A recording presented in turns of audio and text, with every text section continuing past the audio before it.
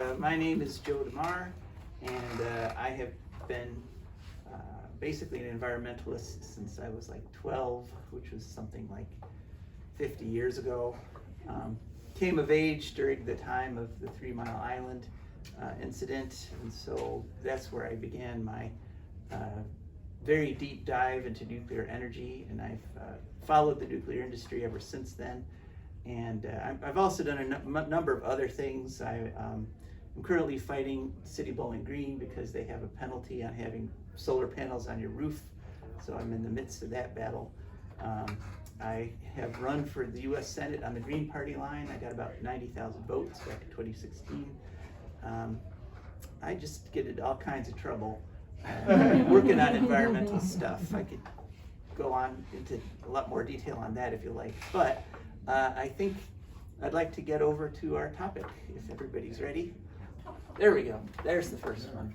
All right, so question, what is wrong with nuclear power? And the answer is everything. And we're going to go into more detail on this. But just to start, it's dirty by producing nuclear wastes, which will be toxic for 200,000 plus years. It's dangerous in many, many ways, as we'll see, not just the exploding plants and the mushroom clouds like they have at Fukushima. It's expensive. It's literally the most expensive way of generating power the human race has ever devised. It's slow. It takes literally decades to get these plants going. And it's unnecessary. That's actually the most upbeat thing about all this, is because since the 1970s, environmentalists have been saying, look, there's more energy in the wind and sun than we'll ever need. And we were poo-pooed, we were ignored. And as the country went deeper and deeper into fossil fuel debt, and finally, worldwide, what we have been saying for 50 years is actually coming true. So I'm looking forward to getting to that part of the presentation. But to really get an appreciation for what's going on here, first we need to go out into deep space. Okay, so this is a picture of the heliosphere. Like, here's the sun, here's the solar system, and then way, way out in space, where the Voyager spacecraft are, we have what's called the heliosphere. And what that is, the sun's magnetic field has created a bubble in intergalactic space. And what that bubble is doing, and what this bow shock you see here, it's protecting the Earth from radiation. In fact, it stops 70% of the intergalactic radiation from reaching Earth. So if we didn't have this level of protection way out there, radiation would kill us all. The Earth would become sterile. And so let's zoom in a little more. Now you probably know about this, the magnetosphere. This is the Earth's magnetic field, which also protects us from both that 30% of intergalactic radiation that comes in and the radiation being given off by the sun. And just like the heliosphere, you've got this bow shock as we're plowing through all this deadly radiation. And again, if the Earth didn't have a magnetic field, radiation would sterilize the Earth. And we know this because Mars doesn't have a strong magnetic field, and its surface is constantly being bathed by this radiation, both solar and intergalactic. And the surface of Mars, as far as we can tell, is sterile. So the reason I'm bringing that up in discussion of nuclear energy is I want to impress on everybody just how thin this little bit of livable space is in the galaxy. This is a razor thin little area. There's 2 more levels of protection that we've got here.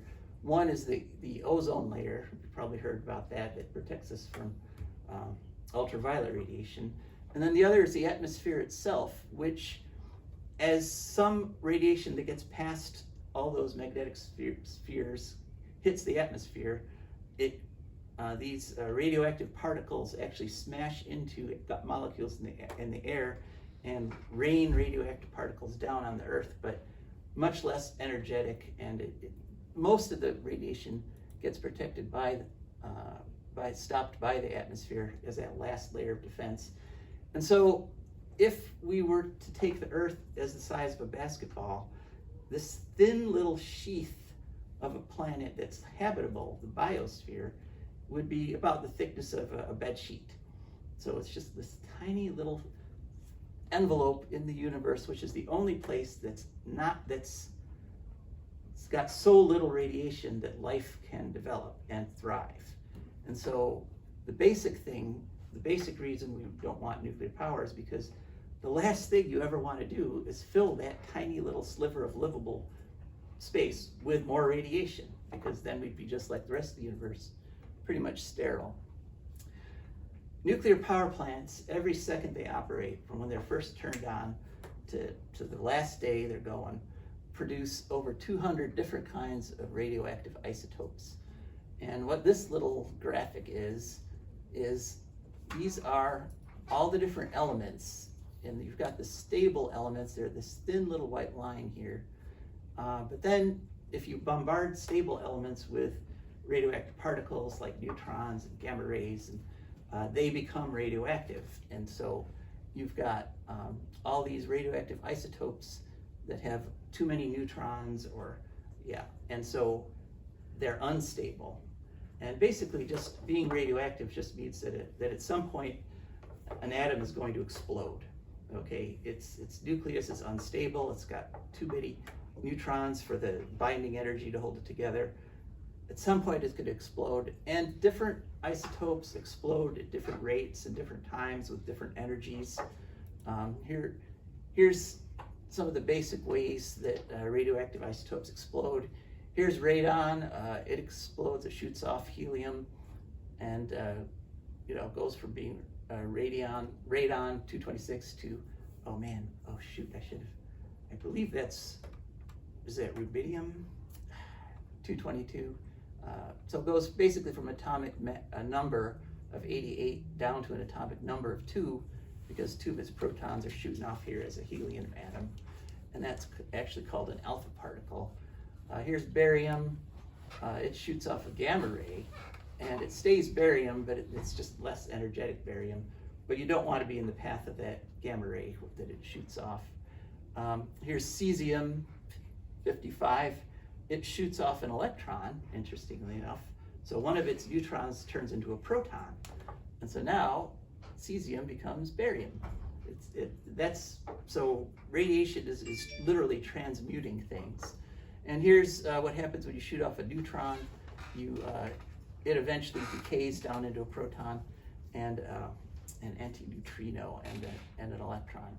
So I use the word explode because that's a much closer description physically to what's happening than this nice neat little diagram, which nuclear people, scientists use the word emit.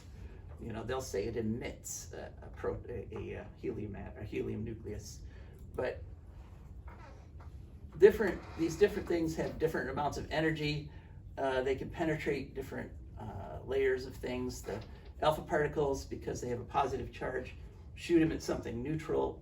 They smash into it right away because they run right into the electrons, and so they don't penetrate very deeply. Beta particles, which we just saw, are electrons, so they can shoot through something like paper, but they get stopped by metal.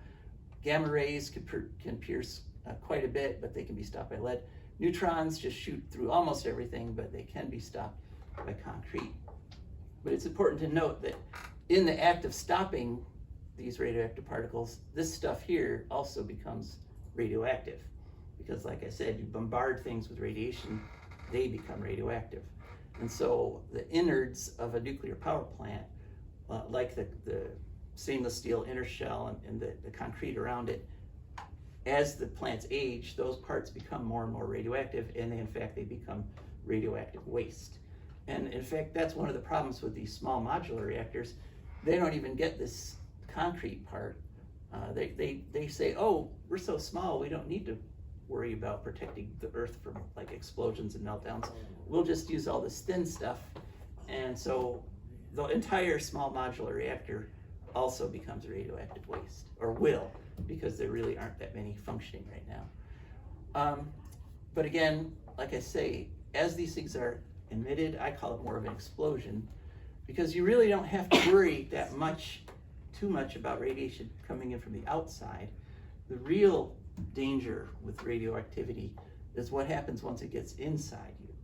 And here you can see, this is a gorilla, unfortunately, who was, back in the 50s, deliberately exposed to the tiniest amount of plutonium. And this is probably where we should say where plutonium got its name. Plutonium is a man-made element.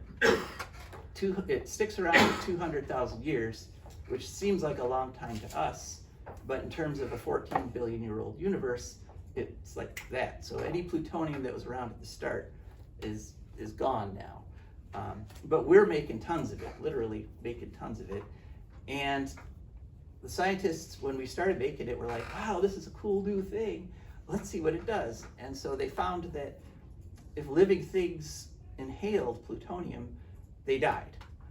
Basically, what happens is what you see here, these tiny little particles get into the lungs and they're constantly exploding. And here you can see it really is an explosion. This is like a little firework going off in the middle of somebody's lungs. And so they kept exposing test animals, and they were really horrible deaths. You know, their lungs basically turned to mush, they coughed up blood, and they died. And they kept doing this no matter how tiny the dose. And they're like, wow, this stuff is really deadly. And so they actually had to develop new techniques to measure even smaller amounts of substance than they had ever measured before, because plutonium is just that deadly. If you inhale it, it will get into your lungs and you will die. Now, it's an alpha emitter, so remember, going back to our previous slide, on the outside, if you have a lump of plutonium, and nuclear scientists love to talk about this, you can actually hold on to it. It'll feel a little bit warm, but those alpha particles aren't going to be able to pierce your skin because they interact with the electrons right away. But if you have a cut, you know, or a sore on your hand, and you pick up that piece of plutonium, you're in big trouble, because that will penetrate right into your tissues and cause this kind of damage. Now, these parts here that are black, those are cells that have been essentially destroyed. And that's not really where the biggest danger is. The biggest danger is at the ends here, where these particles can just cause damage. And that's where you damage DNA, and you can cause, later on, people get cancer, and people get all kinds of other diseases. And so when you create radioactive wastes, when you create radioactive isotopes and put them out in the environment, the way we have done with nuclear testing, with our accidents like Fukushima and Chernobyl, you change the circle of life, which is where atoms get moved around, they travel from plants to animals to water, they enter back into fish, and then back up into more animals, down into the rock. Radioactive atoms are exactly the same as non-radioactive atoms chemically. So they act exactly like, for this example, phosphorus. They act like regular phosphorus. They get transported around, they get put into things, animals take them up, animals excrete them. But at some point, as we've said, some unpredictable point per atom, they explode. And if they're inside of an animal, at that point, the animal could die, could get cancer and die. So now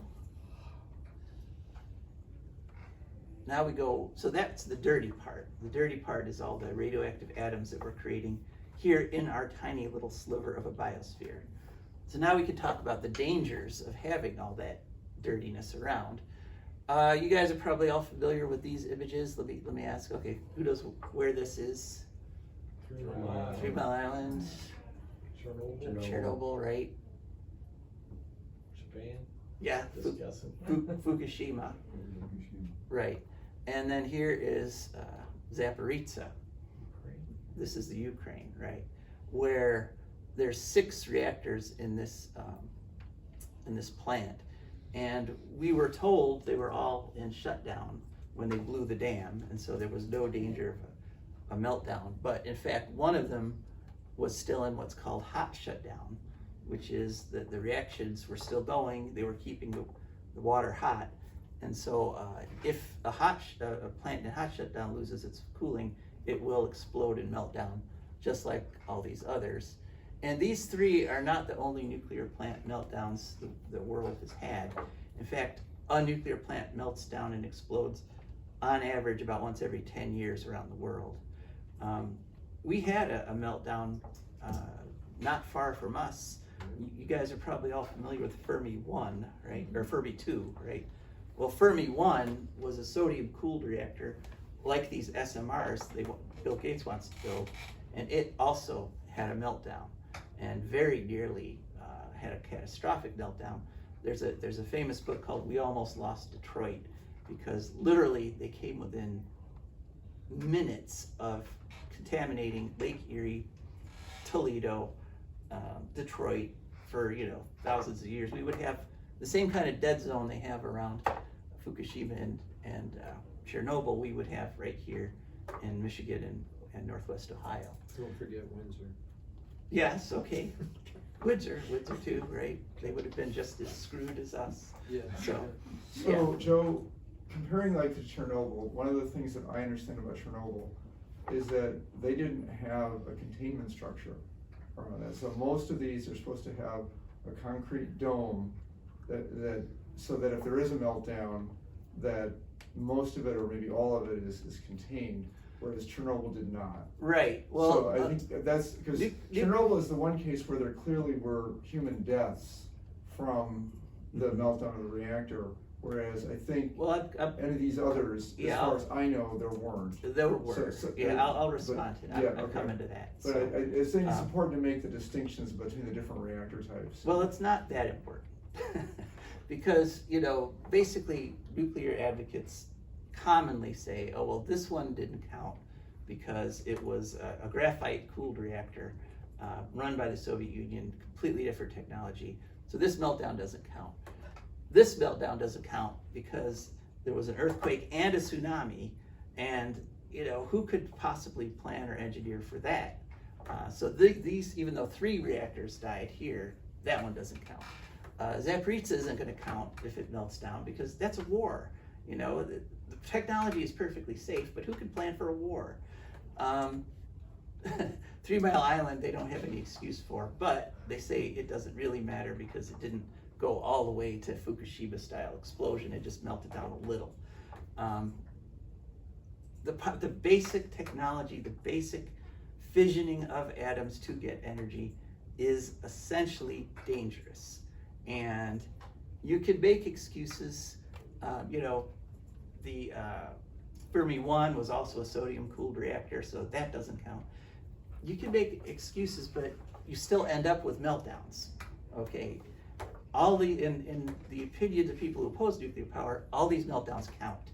They're all real. They all happened. We're all still dealing with the consequences, and we will be dealing with those consequences for 200,000 years because they release plutonium and other radioactive elements into the environment. So, on to routine releases. All right, so these count. So a lot of people don't know because they're told nuclear is clean energy, no emissions. That's just not true. So these leaks, routine releases, they do count because they're permitted. The government says to nuclear plants, yes, go ahead. And they include things like tritium because most of our nuclear power plants are actually leaking radioactive water with tritium in it into their groundwater, around their plants. That's not widely publicized, but the number's over 60% in the U.S. France, which is mostly nuclear powered at the moment, although that's rapidly changing, and I'll talk about that at the end. Recently, 2019, it turns out that 6.5 billion French people are drinking radioactive water that's contaminated with tritium that leaked from their nuke plants. Now, there's a big to-do, a big hubbub about it because the French government says, oui, there is tritium, but the levels are so small, it cannot matter. Yeah, it does matter. Any amount of radiation that you put into the environment increases the health effects of radiation. Nuclear power advocates like to talk about natural radiation. They say there's natural radiation all around us. Everything has some radiation in it. Bananas are terrible. Run screaming away from bananas. They've got so much radiation. That's true. But natural radiation already causes cancers and mutations and birth defects. The dinosaurs had cancer, millions of years before we thought of nuclear power. That radiation is just like diseases are natural. Bubonic plague is natural. But you don't want more of it. Every bit that you add increases the damage that's being done by that radiation.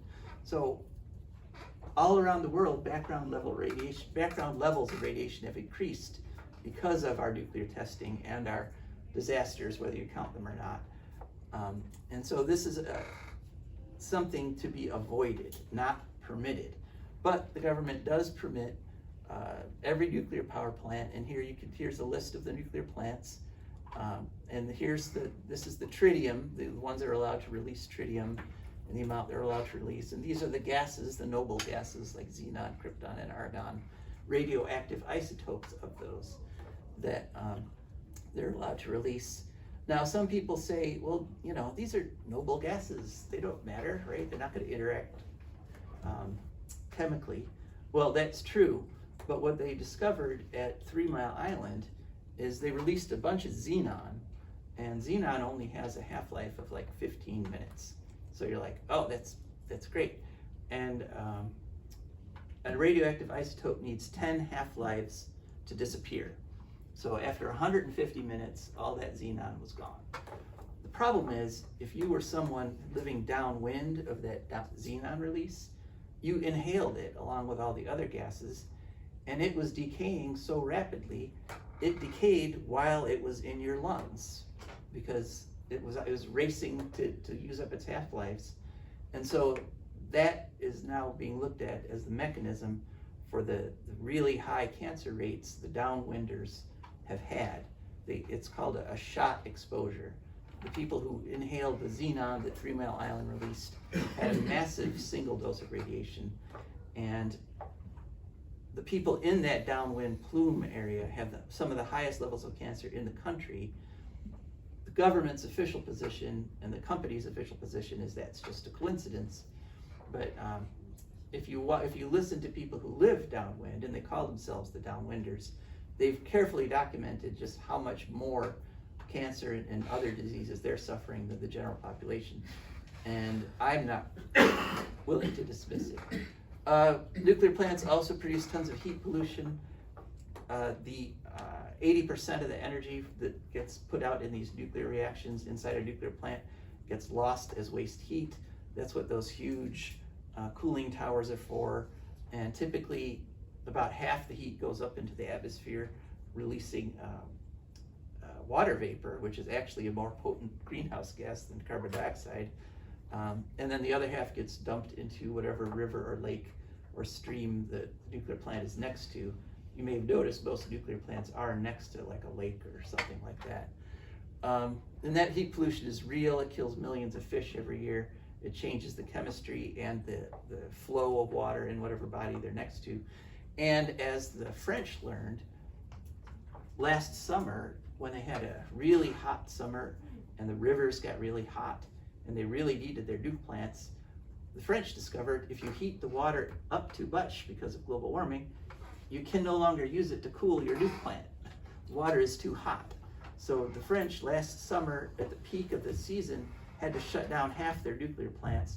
And one of the reasons is that the water in a lot of the rivers was just too hot to cool the plants. So they failed. And then all nuke plants have leaks, corrosion, etc. Some more than others. Occasionally you'll hear, we just had one that leaked a couple 100,000 gallons of radioactive tritium into the local streams. They're breaking down. Our nuke plants are ancient, and they weren't designed to run as long as they have, so they're breaking down.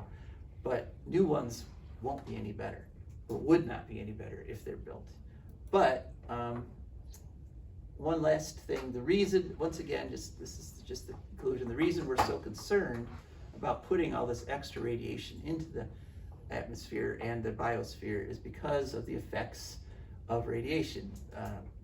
If you get a radioactive particle in just the wrong place, just the wrong time, and it explodes, like in your heart as it's trying to beat, it can just kill you. That they saw that with Hiroshima. Some people just died, and they couldn't, with no obvious cause. But we all know it causes cancer. It does cause other diseases.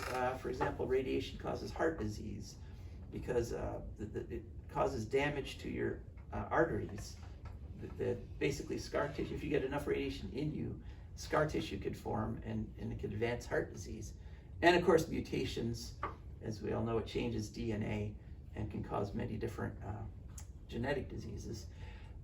This, I just put this in as a little thing I plucked out of a study. Children are most susceptible, and children in the womb are the most susceptible to radiation. And the reason is that if you're a rapidly dividing cell, like children are full of, like people who have injuries or have, as fetuses in the womb are, nothing but rapidly dividing cells. What happens when the cells divide, at one point, they put all their DNA out. They lay it all out because they're going to copy it. And when it's in that state, these stray nuclear particles can really cause a lot of damage very quickly.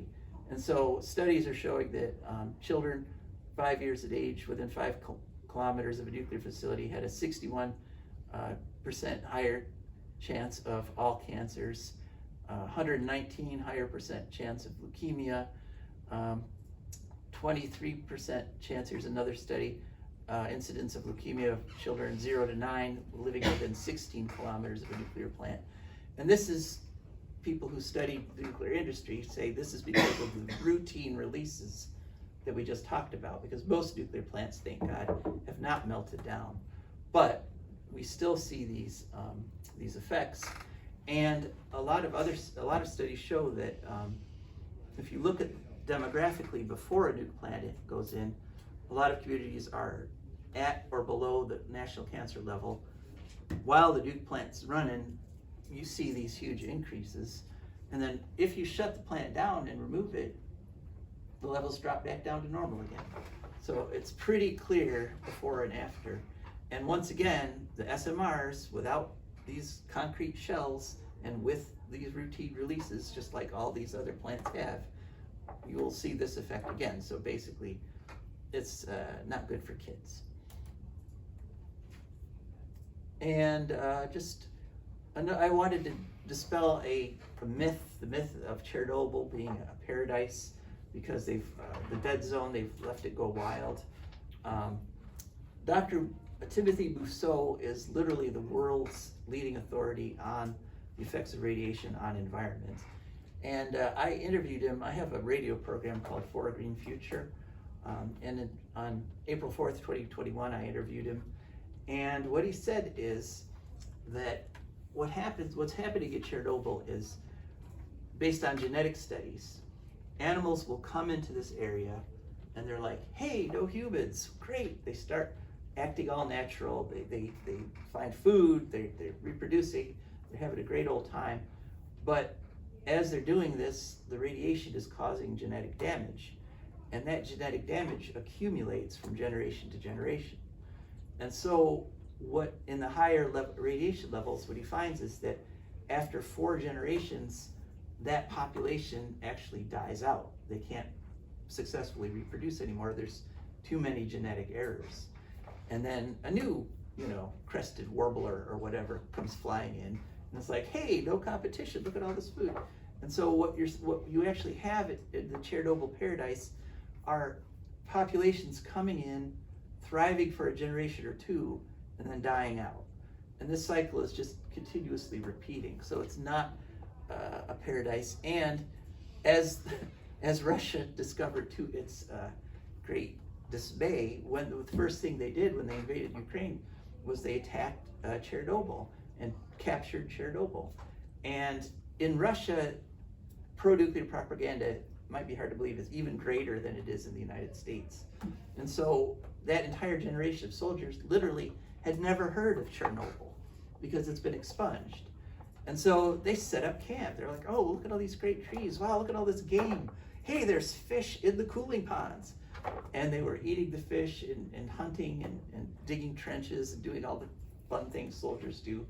And after a few weeks, they actually started dying. They got acute radiation sickness, their hair started falling out, they were vomiting. And reports say at least one soldier actually did die from the radiation exposure. So yeah, it's not a paradise. In the US, we have lots of areas and examples of contamination. Hanford, right here in Ohio, we have Piketon, which is, they want to start putting new nuclear plants down in Piketon again, but those folks have an incredible cancer rate. And you know, we've dumped on them enough. They just recently had to abandon an entire school because the radiation, the uranium from the fuel reprocessing that they had down there had migrated 2 miles out into the school such that it was contaminated enough. They just had to fence it off, and they had to go build a whole new school. And where's Piketon? Piketon is in the extreme southeastern corner of Ohio, almost in Kentucky. Navajo, the Navajo mined the uranium that most of our nuke plants ran on for many years. The Navajo lost an entire generation of young men in the uranium mines. They were, you know, they weren't given proper protection. It was a horrible example of environmental racism. And the tailings from those mines are still on the Navajo reservation, still causing cancer and other diseases to this day. And finally, I just want to say, everyone should watch this movie, Radioactive, The Women of 3 Mile Island. It's by Heidi Huttner. And it follows 4 of the women who were the downwinders, who have been basically fighting for 50 years now, or 40 years now, to expose what happened to them. Because again, it's been denied, and studies have been started several times but never finished. One of the quotes from one of the women in there really stuck with me. She said, trust nothing the corporation tells you and question everything the government tells you. I think that's a good rule in life, basically. So now off of the environmental stuff and into the economic stuff, nuclear power is too expensive and too slow to help us with global warming. And there's all kinds of examples here.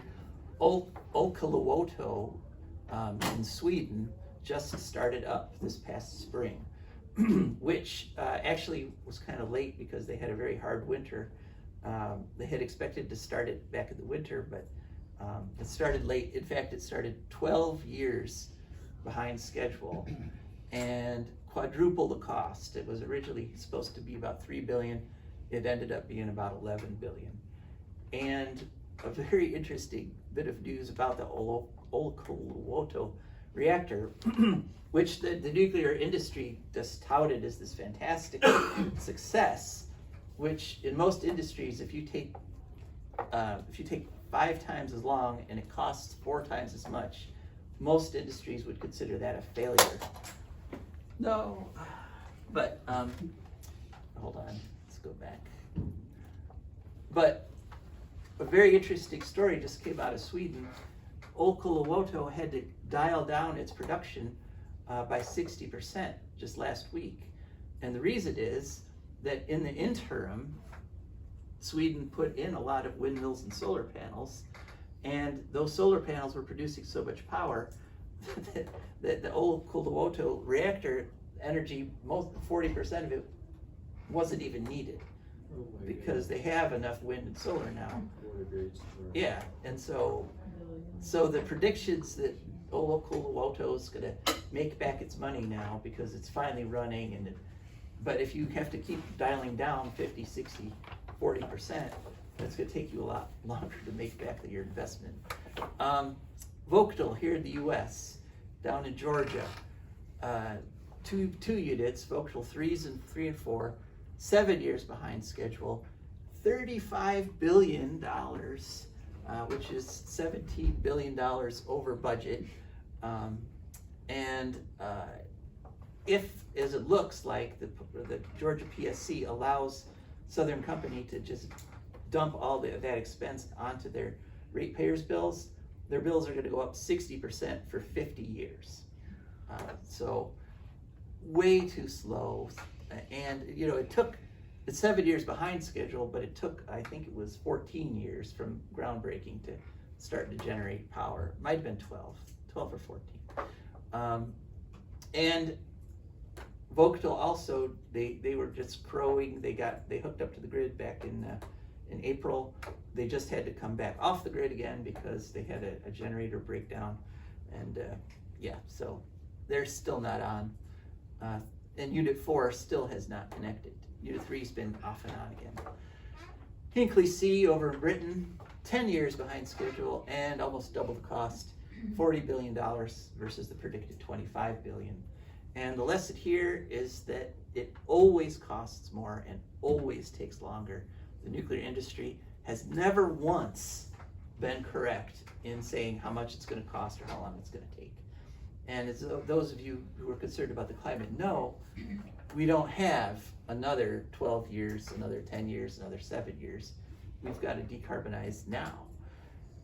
It also happens to be the most expensive form of power ever created. Oh, the Vocatil plants right now are the most expensive power plants ever built in human history, but they're going to lose out. If Hinkley C ever starts up, they'll lose out to Hinkley C.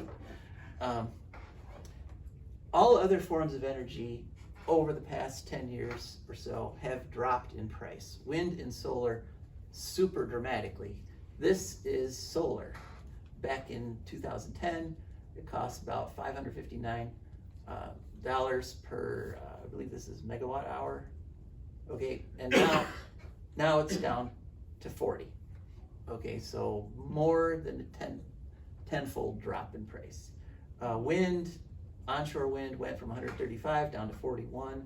Wind and solar are now cheaper than gas, cheaper than coal, cheaper than solar thermal. Oh, and look at that, it's cheaper than nuclear. Nuclear, in fact, costs 4 times as much as wind and solar power. And note, this is also very important.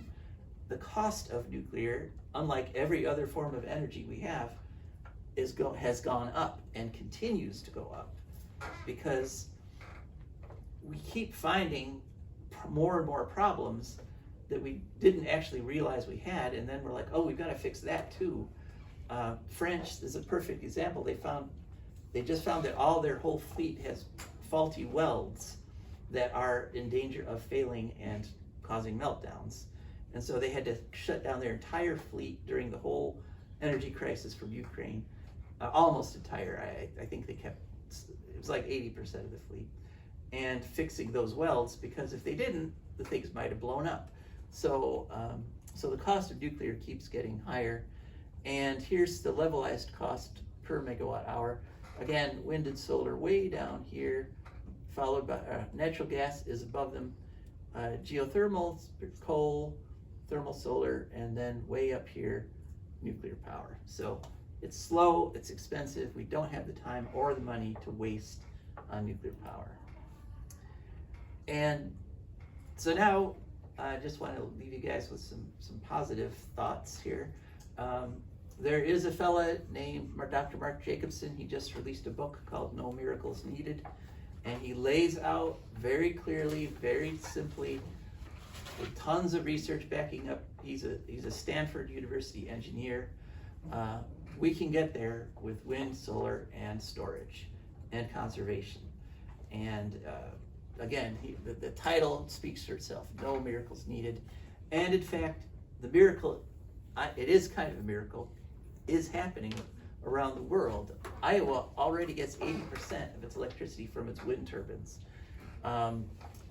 Latest data shows, this is an article about South Australia, which is the largest grid that has the highest penetration of wind and solar in the world right now.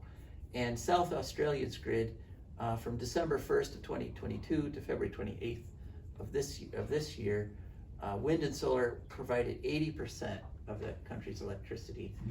And there was a 10-day period where the wind and the solar alone provided more than 100% of the power of everybody in every industry in South Australia, and they exported that over to the next Canadian province, Victoria. So it is happening finally, as we have been saying since the 1970s, that energy is right there. Anybody who goes out into your car after a hot, leaving it in the sun knows there's a ton of solar energy there.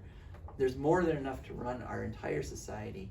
And in fact, what happened in Europe in this past year because of the war, people have been putting tons of solar panels on their roofs. And one thing they found in Australia, you might have heard of peak power, when the highest demand, it gets the hottest, people are running their air conditioners. Australia has about a 30% penetration of rooftop solar.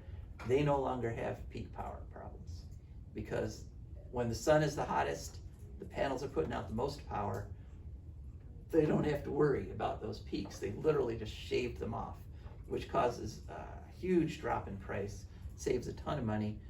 And what happened in Europe this past year, finally, wind and solar power produced more energy than this is last month, okay, May of 2023, wind and solar produced more power than all fossil fuels combined in Europe.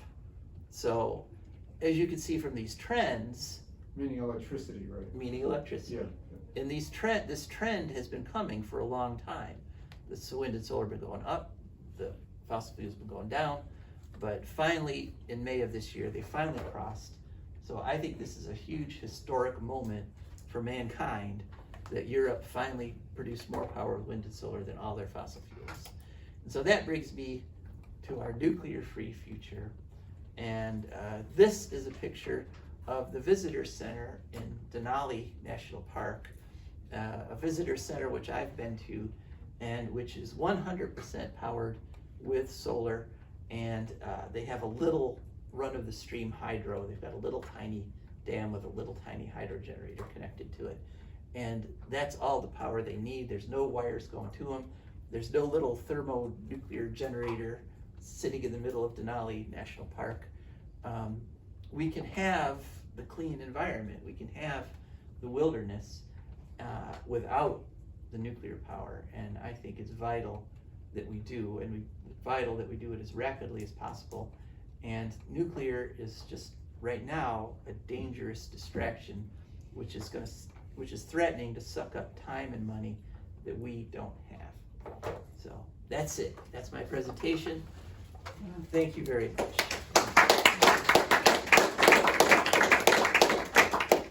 All right, there. So, any questions? I'd be happy to take When on was the some last nuclear power plant started in this country? questions. This country? Are there any current Well, it would be Vogtle. ones being built now? Yeah, the Just Vogtle, Georgia? Vogtle 3 and 4. Vogtle 3 just started up this past spring. That was the last one to start up. And Vogtle 4 is still under construction, scheduled to start in July, but they just pushed it back another month. So who knows when it'll actually start up. But yeah, those are the two. I think most of the new proposals are for different designs, like the small modular reactors. I know I saw a blurb about 2 of them being proposed for Ohio. There's those are the ones in that Appalachia, want to put there's in a pipes spot in. where they used to do processing of That's pipe. uranium. Yes. And is it in Piketon? Yes. Okay, so there's a proposal to put 2 small modular reactors in there. Which is really cruel to dump more radiation on those people down there. Joe, I have a quick question. Well, let me just Oh, no, go ahead. quickly respond to the small modular reactor designs. Most of them are based on designs that were originally proposed back in the 1950s and 60s when they experimented with small modular reactors, and they discovered the cost per megawatt hour. You saw that the nuclear is already the most expensive power there is. Since small modular reactors are small, they don't get the economies of scale. And so the cost per megawatt hour is much higher than our current nuclear power plants. And so they're even more expensive. And as I said, they don't have the benefit of shielding. So they irradiate everything around them. All right, yes? Just, what else do we use nuclear power for? Like space travel, healthcare uses nuclear power, Not nuclear power. submarines? Okay. Yeah, nuclear- healthcare uses nuclear And- radioactive isotopes, Okay, which okay. don't have to be produced by nuclear power plants. Okay. How do we deal with that differently, and is it just a drop in the bucket, or? Yes. Yeah. Compared to the millions of tons of nuclear waste that power plants create, it's just a tiny little thing.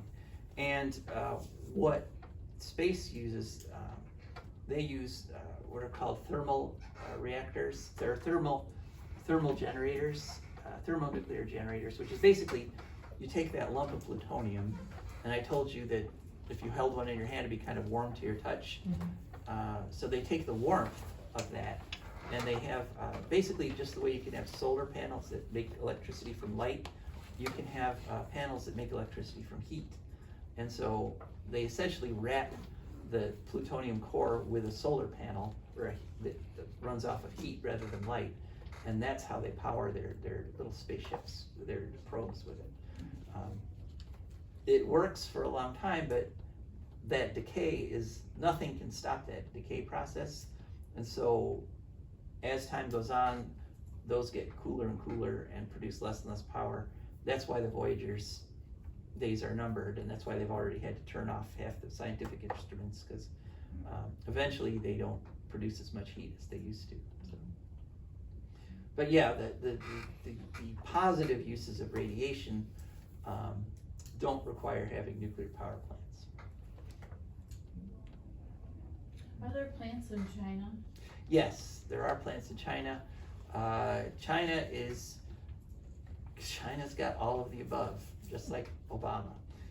China's building coal plants at a breakneck pace. I think they're putting 50 coal plants online this year. They're also doing wind and solar, and they're doing wind and solar at a rate that is dwarfing the rest of the world. I think they put in 10 times as much solar as the next biggest country. And they're putting in nuke plants. But the overwhelming focus of China's energy policy and investment is the wind and the solar. I think they're doing the nuke plants just to prove that they can. They did have... And they have big hydro too. And they have big hydro. They did have a plant that they built in cooperation with EDF, which is the French nuclear company, that actually had some very serious leaks of radiation, and they had to shut it back down. This happened last year. So they're building nuclear power plants, but they're not doing it scot-free. And the consensus is they're doing it kind of fast and cheap and a little and less safe than Western nuclear power plants. So, but yes, they are building nuclear power plants. The Green Party in Finland has changed their endorsement, and they've gone to nuclear. Which proves anybody can be corrupted, basically. Okay. Yeah, the rest of the Green parties around the world do not accept nuclear power. Greenpeace does not accept nuclear power. There's always great crowing and rejoicing about in the pro-nuclear camps when somebody basically falls for their line. George Monbiot is often cited as this guy who's now he's a pro-nuker. He's a pro-nuker because after Fukushima, he wanted to see bodies in the streets, and he didn't. And he's like, hey, meltdowns aren't that bad. And so he switched over to nuclear, pro-nuclear. But part of the problem with this is that, like I said, with 3 Mile Island, where they started studies and then didn't finish them, there are laws in Japan and in France that you're not allowed to look at the effects of radiation. You can't report on them. You can't publicly talk about research about them. It's literally against the law. And what happened in France when the news came out about the tritium contaminated water and 6.5 million people, France passed a law that says you can't talk about tritium being in drinking water, because, you know, we say the levels are low enough and we don't wanna cause a panic, so nobody can talk about it. So, this happens over and over again. And so, if you don't get to see the evidence, if there isn't thorough study and actual research, then you could very easily fool yourself into thinking that it's harmless. Nobody died from 3 Mile Island or Chernobyl or Fukushima, because the bodies have all been hidden. But it comes down to that. Remember, talking about that thin little strip of biosphere, if you add something that causes cancer and other diseases to the biosphere, how can you not increase the number of cancers and other diseases? I mean, it's as simple as that. And those of us in the anti-nuclear community basically have been saying that since the 70s. And Joe, I'd like to make one more comment along the lines of, you know, costs of things. So I'm clearly a pretty pro-solar person. I work at First Solar. But I do think it's important for us to always look at, like, okay, relative costs. So I think the thrust of your argument is we have these clean alternatives like wind and solar, right? And of course, wind and solar are variable sources, right? So you need battery storage. If you're going to go with 100% renewable solution, you need either something. There are other technologies. You could maybe pump water uphill, or there are lots of things, compressed gases or whatever. But by and large, most people focus on batteries, and mostly today that means mining lithium, right? And so, you know, people will point to, and I think there's some validity to it, that has its own set of costs, that these are on people's lands, there's pollution, there's contamination from mining all these metals, cobalt, and, you know, metals that are we're sourcing from Africa and so on. So, and it's really hard once you start getting into that level of stuff of like contamination and whose health is being affected. I don't really know particularly how to weigh the costs, but I do think we need to acknowledge that if we do electrify everything, because that's why I pointed out one of your slides is electricity, not all power, right? Electricity is one segment, but you have to, so when we go to finally electrify everything, which is what we need to do, honestly, to solve the climate crisis, that means huge amounts of electrical demand, right? Because all the fuel for cars, like if you convert every car to an electric vehicle, you got all these cars being charged. So that means lots and lots of more batteries. In Mark Jacobson's and then you have to mine all these materials. Now, people are trying to do research on batteries to try to come up with like battery types that don't require lithium, and hopefully there'll be some breakthroughs. Yeah. But I think it's important to acknowledge that like everything that we do, every source of energy has a cost. And so that's why we always say do conservation first, right? Reduce demand first, right? And then replace it with the lowest cost, like least damaging, you know, form of energy. But everything does have a cost. That's very true. And Mark Jacobson in No Miracles Needed does propose electrifying everything basically, and has calculated that means we're going to have double the electricity demand. Yeah. But the important thing to remember is that electricity is so much more efficient than fossil fuels that you only need a quarter as much energy to like do the same amount of work. So even though it's more double the electricity, you're still having a fraction of the impact.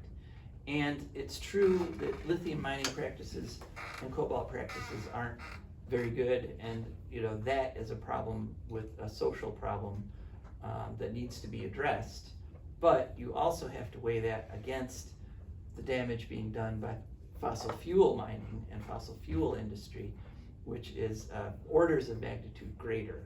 And you know, you could see the Canadian tar sand mines from space without a telescope.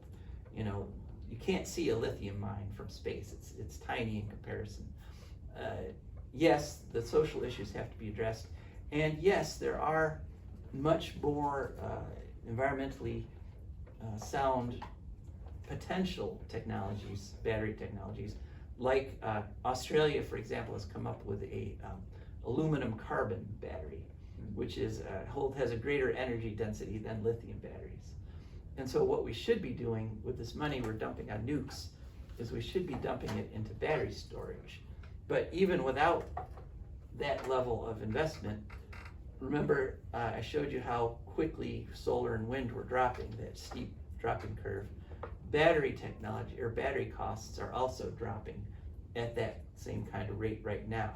They're not down to where we need them to be, but they're on their way, and you can very easily predict, just as we have predicted with wind and solar, that they're going to get there. What was the Australian battery? What were the components? It's aluminum and carbon. It's actually carbon in the form of fullerene. Graphene. It's in the form of graphene. Excuse me. Yeah. Thank you. You're welcome. So I'm curious, get your opinion on something like this. We see in countries like Germany, they shut down all their nuclear plants, but by replacing energy, they've reopened coal plants and coal mines, and they're reinvesting into coal energy, which exacerbates our climate change problem at the expense of a cleaner energy source. I'm curious what someone like you would say to I'm this. glad you asked that question because that is one of the biggest nuclear industry untruths that's going out there today. If you look at a graph of Germany's energy generation over the past 10 years, they didn't just shut down their nuclear plants. They've been shutting them down since Fukushima, since 2011. And it's very clear that what's happening is, in Germany, as the wind and solar generation has increased, the nuclear has decreased. And so wind and solar have already offset the power that nuclear used to generate. Now, right this minute, when they shut the last 3 down, Germany's coal usage has gone up short term, but Germany is more than able to make up that from getting energy from other sources during peak wind periods from other countries. They can import clean energy. And it's also important to remember that during the last year when France had to shut down most of its nuclear power plants, Germany's wind and solar power were exported to France, and that's what kept the lights on in France. And so I trust German engineering. You know, they've done the math, and they are on a path to zero carbon and zero nuclear. Now, they've chosen to do the zero nuclear first, which I applaud, because what we see in other countries is that the more a country keeps trying to get the nuclear thing going, the less effort and focus they're able to put it on their wind and solar and storage. And so Germany is basically walking the walk here. They're saying, we're going zero carbon and we're going zero nuclear. And we're not gonna fall back on the false security of having nuclear plants to kind of make up the gap. So they have a temporary increase of coal. It's very small, it's like 10%, and it's going to go away within a year or 2. So. Could you give me your assessment of Ohio's approach to alternative fuel? That's another hour. Yeah, it is. Oh Thank man, you, we've Steve. gone over way big time. Your bedtime? Ruined my day. A litany of wrongs. I'll have a pretzel. Yeah, pass it over here. In my role as a Green, and at the time I was political director of the Ohio Green Party, we opposed House Bill 6, remember? Yeah. House Bill 6. Yeah. Yeah, I actually was the first person to testify against it at the first hearing. The person who went before me was actually a representative of American Electric Power. He actually went first. We were supposed to hold ourselves to 5 minutes. He went for 20 minutes.